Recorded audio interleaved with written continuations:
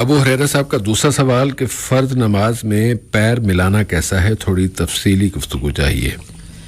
جیسے بھائی یہ کوئی ایسا بڑا مسئلہ نہیں ہے کہ اس میں زیادہ تفصیلی گفتگو کی جائے، البتہ جو احادیث ہمیں ملتی ہے ان پہ غور کرتے ہیں. اور امام بخاری رحمہ اللہ فرماتے ہیں، بلکہ انہوں نے چیپٹر ہی بنایا ہوا ہے، الزاق المنکب بالمنکب والقدم بالقدم فی الصف.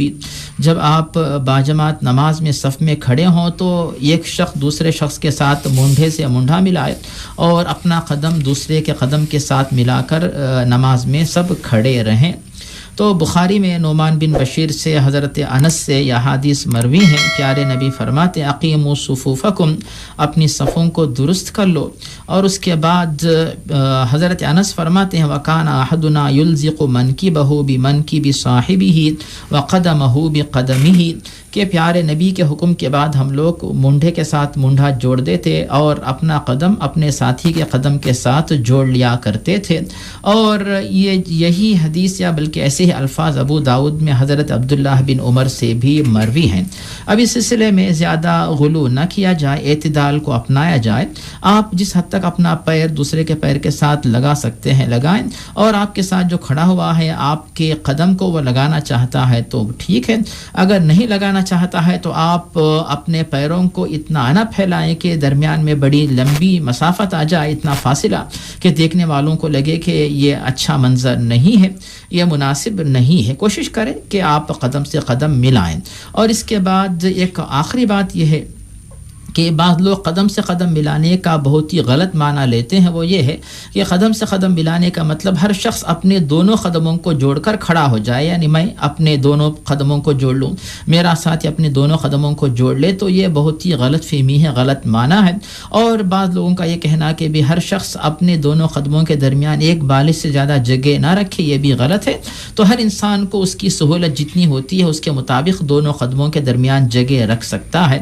اور اس موقع پر آخر نصیحت جو پیارے نبی فرماتے ہیں، ابو داؤد اور نسائی میں حضرت انس سے مروی ہے کہ پیارے نبی قسم کھا کے فرماتے انی لأری الشیاطین تدخل من خلل الصف کأنہا الحذف، کہ صفوں کے درمیان جو خالی جگہ لوگ چھوڑ کر کھڑے ہوتے ہیں تو اس کی وجہ سے میں دیکھ رہا ہوں کہ شیطان جو ہے کالے رنگ کے بدصورت بکری کے بچے کی طرح جو ہے صفوں کے درمیان داخل ہو رہا ہے. ان باتوں کا خیال کر کے اگر آپ صفوں کو جوڑ کر درمیان میں جگہ بند کر دیتے ہیں تو یہ زیادہ بہتر رہے گا.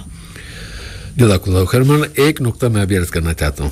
جی بے شک سے وہ مسجدوں کی صورتحال جو جس طرح نظر آتی ہے اس کے پیش نظر ماشاءاللہ آپ نے جو احادیث بیان فرمائیں ان میں پہلی بات یہ کہی گئی اللہ کے رسول صلی اللہ علیہ وسلم کی طرف سے کہ کندھے سے کندھا ملا کے کھڑے ہوا جائے.